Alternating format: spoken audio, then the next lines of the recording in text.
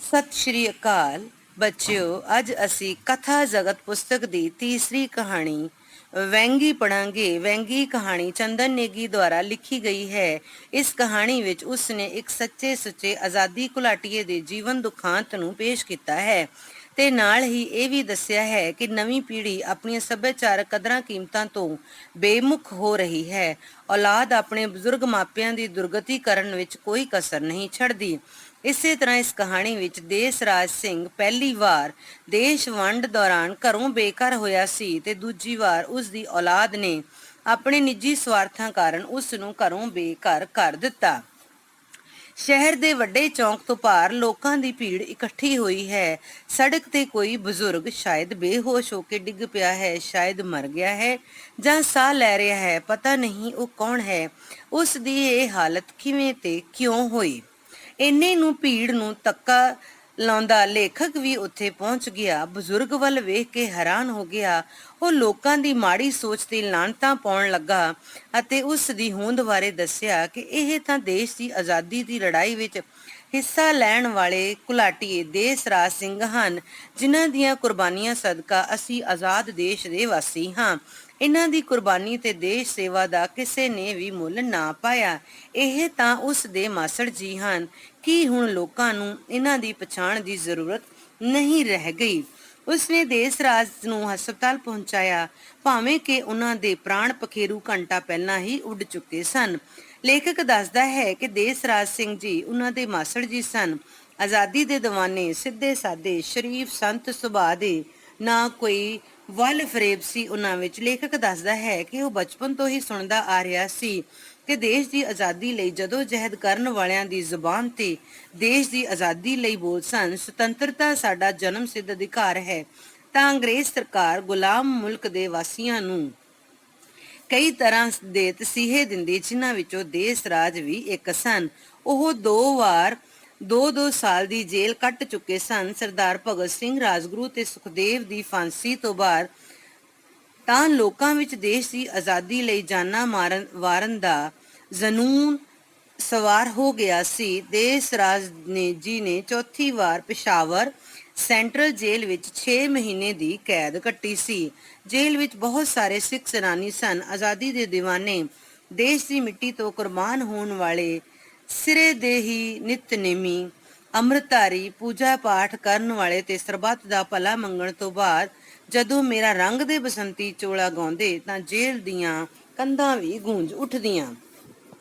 ਦੇਸ ਰਾਜ ਜੀ ਇਸ ਤੋਂ ਬਾਅਦ ਸਿੰਘ ਸੱਜ ਕੇ ਦੇਸ ਰਾਜ ਸਿੰਘ ਬਣ ਗਏ। ਪੂਰਨ ਗੁਰਸਿੱਖ, ਅੰਮ੍ਰਿਤਧਾਰੀ, ਨਿਤਨੇਮੀ, ਗੁਰਦੁਆਰਾ, ਘਰ ਤੇ ਦੁਕਾਨ, ਇਸੇ ਹੀ ਗੇੜ ਵਿੱਚ ਜ਼ਿੰਦਗੀ ਬਤੀਤ ਹੋ ਰਹੀ ਸੀ। ਲੇਖਕ ਦੱਸਦਾ ਹੈ ਕਿ ਉਸਦੇ ਮਾਸੀ ਜੀ ਤੇ ਮਾਸੜ ਜੀ ਐਤਵਾਰ ਭਾਈ ਜੋਗਾ ਸਿੰਘ ਦੇ ਗੁਰਦੁਆਰੇ ਬਣੀ ਖੂਹੀ ਤੋਂ ਇਸ਼ਨਾਨ ਕਰਦੇ, ਕਿਉਂਕਿ ਉੱਥੇ ਇਹ ਵਿਸ਼ਵਾਸ ਸੀ ਕਿ ਇੱਥੇ ਇਸ਼ਨਾਨ ਕਰਨ ਨਾਲ ਹਰ ਦੁੱਖ ਤਕਲੀਫ, ਬਿਮਾਰੀ ਆਦਿ ਦੂਰ ਹੋ ਜਾਂਦੀ ਹੈ ਤੇ ਮਨ ਦੀਆਂ ਮੁਰਾਦਾਂ ਪੂਰੀਆਂ ਹੁੰਦੀਆਂ ਹਨ।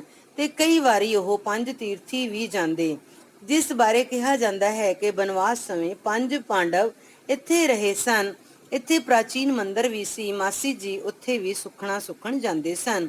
ਮਾਸੀ ਜੀ ਮੰਦਰਾਂ, ਗੁਰਦੁਆਰਿਆਂ ਵਿੱਚ ਇਸ ਲਈ ਸੁਖਣਾ ਸੁਖਣ ਜਾਂਦੇ ਸੀ ਕਿਉਂਕਿ ਉਹਨਾਂ ਦਾ ਪਹਿਲ ਪਲੇਠੀ ਦਾ ਪੁੱਤਰ 2 ਦਿਨਾਂ ਬਾਅਦ ਹੀ ਮਰ ਗਿਆ ਸੀ। ਮਾਸੀ ਜੀ ਦੀ ਸੱਸ ਨੇ ਬੱਚੇ ਦੇ ਸੋਗ ਵਿੱਚ ਮਾਸੀ ਜੀ ਨੂੰ ਸਾਲ ਭਰ ਮੈਲਾ ਦੁਪੱਟਾ ਲੈਣ ਲਈ ਕਿਹਾ ਤੇ ਘਰੋਂ ਬਾਹਰ ਜਾਣ ਤੇ ਵੀ ਪਾਬੰਦੀ ਲਗਾਈ। ਮਾਸੀ ਘਰ ਦੇ ਕੰਮਾਂ ਕਾਰਾਂ ਤੋਂ ਵਿਹਲੇ ਹੋ ਕੇ ਬੱਚੇ ਨੂੰ ਯਾਦ ਕਰਦੀ ਰਹਿੰਦੀ। ਫਿਰ ਉਤੋਂ ਚਿੱਤੀ ਮਾਸੀ ਜੀ ਦੇ ਘਰ 5 ਕੁੜੀਆਂ ਨੇ ਜਨਮ ਲਿਆ ਤਾਂ ਮਾਸੀ ਜੀ ਵੀ ਮੁੰਡੇ ਲਈ ਮੰਨਤਾਂ ਮੰਗਦੇ ਰਹਿੰਦੇ ਅਤੇ ਸੁਖਣਾ ਸੁਖਦੇ ਰਹਿੰਦੇ। ਲੇਖਕ ਆਪਣੀ ਮਾਸੀ ਦੇ ਘਰ ਅਕਸਰ ਜਾਂਦਾ ਰਹਿੰਦਾ। ਉਹਨਾਂ ਦੀ ਤੀਜੀ ਕੁੜੀ ਉਹਨਾਂ ਦੇ ਹਾਣ ਦੀ ਸੀ। ਉਹ ਇਕੱਠੇ ਖੇਡਦੇ, ਸ਼ਰਾਰਤਾਂ ਕਰਦੇ, ਦੋਨਾਂ ਨੂੰ ਝਿੜਕਾਂ ਪੈਂਦੀਆਂ। ਮਾਸੀ ਦੀਆਂ ਅਰਦਾਸਾਂ ਪ੍ਰਵਾਨ ਹੋਈਆਂ। 5 ਕੁੜੀਆਂ ਤੋਂ ਬਾਅਦ ਮਾਸੀ ਦੇ ਘਰ ਪੁੱਤਰ ਨੇ ਜਨਮ ਲਿਆ। ਮਾਸੀ ਜਿਵੇਂ ਰਾਣੀ ਬਣ ਗਈ ਹੋਵੇ, ਪਰ ਹਾਲੀ ਮੁੰਡੇ ਦੀਆਂ ਸੁੱਖਣਾ ਵੀ ਨਹੀਂ ਪੂਰੀਆਂ ਹੋਈਆਂ ਸਨ ਕਿ ਮੁਲਕ ਵਿੱਚ ਹਫੜਾ ਦਫੜੀ, ਮੱਚ ਗਈ। 1947 ਦੀ ਭਾਰਤ ਪਾਕਿਸਤਾਨ ਦੀ ਵੰਡ ਹੋ ਗਈ। ਭਰਾਵਾਂ ਵਾਂਗ ਰਹਿੰਦੇ ਲੋਕ ਵੱਖ ਹੋ ਗਏ।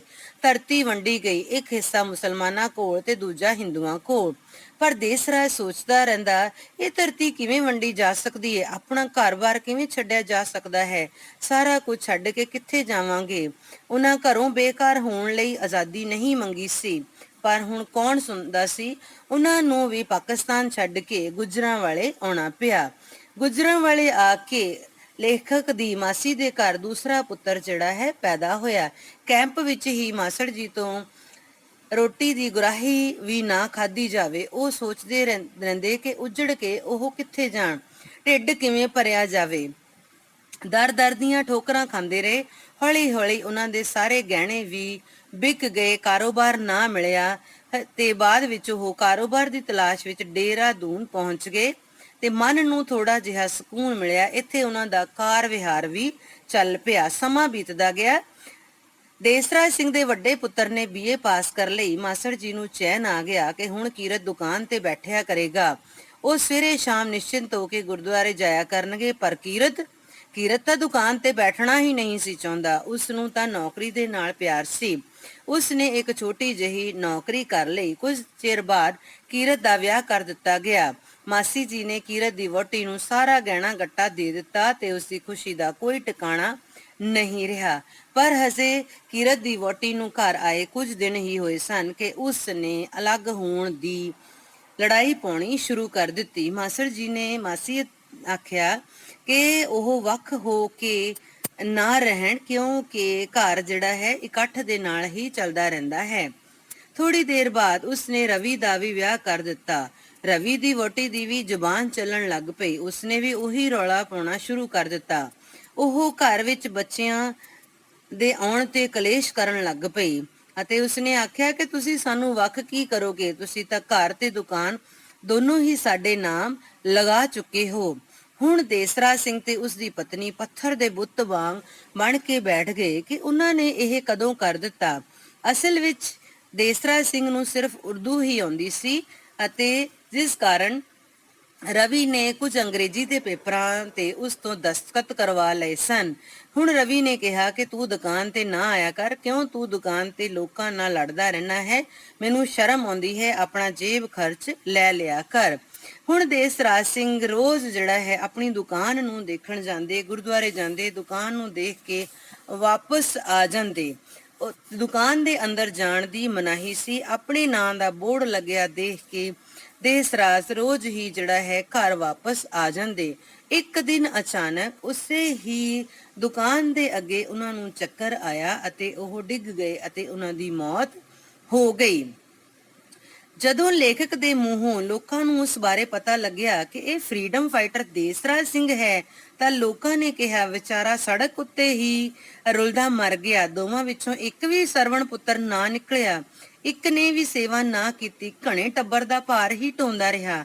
ਲੋਕਾਂ ਦੇ ਮੂੰਹੋਂ ਸਰਵਣ ਦਾ ਨਾਂ ਸੁਣ ਕੇ ਲੇਖਕ ਚੰਦਨ ਨੇਗੀ ਸੋਚਣ ਲਈ ਮਜਬੂਰ ਹੋ ਗਈ ਕਿ ਕਲਯੁਗ ਤੇ ਸਰਵਣ ਪੁੱਤਰ। ਉਸਨੇ ਸੋਚਿਆ ਤ੍ਰੇਤੇ ਯੁੱਗ ਵਿੱਚ ਸਰਵਣ ਕਾਰਨ ਕਿੰਨਾ ਉਥਲ-ਪੁਥਲ ਮੱਚਿਆ ਸੀ। ਜੇ ਸਰਵਣ ਦੀ ਵਹਿੰਗੀ ਨਾ ਹੁੰਦੀ, ਜੇ ਉਹ ਆਗਿਆਕਾਰੀ ਪੁੱਤਰ ਨਾ ਹੁੰਦਾ, ਨਾ ਤਾਂ ਸ਼ਰਾਪ ਦਸ਼ਰਥ ਨੂੰ ਲੱਗਦਾ, ਨਾ ਰਾਮਾਇਣ ਹੁੰਦੀ, ਨਾ ਯੁੱਧ।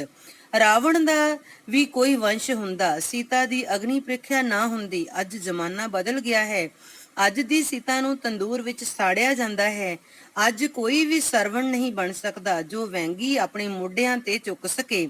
ਇੱਕ ਰਾਮ ਕਿੰਨਿਆਂ ਰਾਵਣਾਂ ਨੂੰ ਮਾਰੇਗਾ?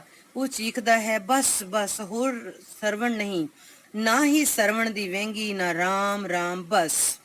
ਅਸਲ ਵਿੱਚ ਦੇਸਰਾਜ ਦੇ ਪੁੱਤਰਾਂ ਨੇ ਉਸ ਦੀ ਸੰਭਾਲ ਨਹੀਂ ਕੀਤੀ, ਸਗੋਂ ਉਸ ਨੂੰ ਜਿਹੜਾ ਹੈ ਮੌਤ ਦੇ ਮੂੰਹ ਵਿੱਚ ਧਕੇਲ ਦਿੱਤਾ। ਉਸ ਦੀ ਦੁਕਾਨ ਅਤੇ ਉਸ ਦਾ ਘਰ ਉਸ ਤੋਂ ਲੈ ਕੇ ਉਸ ਦੇ ਮਨ ਵਿੱਚ ਜਿਹੜਾ ਹੈ ਉਥਲ-ਪੁਥਲ ਮਚਾ ਦਿੱਤੀ। ਉਸ ਦੇ ਮਨ ਨੂੰ ਅਸ਼ਾਂਤ ਕਰ ਦਿੱਤਾ, ਜਿਸ ਕਾਰਨ ਉਹ ਇਹ ਸੋਚਦਾ ਹੀ ਅਚਾਨਕ ਮੌਤ ਦੇ ਮੂੰਹ ਵਿੱਚ ਚਲਾ ਗਿਆ। ਬੱਚਿਓ, ਤੁਹਾਨੂੰ ਇਸ ਕਹਾਣੀ ਦੇ ਨਾਲ ਹੀ ਕੁਝ PDF ਫਾਈਲਸ ਰਾਹੀਂ ਪ੍ਰਸ਼ਨ ਉੱਤਰ ਭੇਜੇ ਜਾਣਗੇ।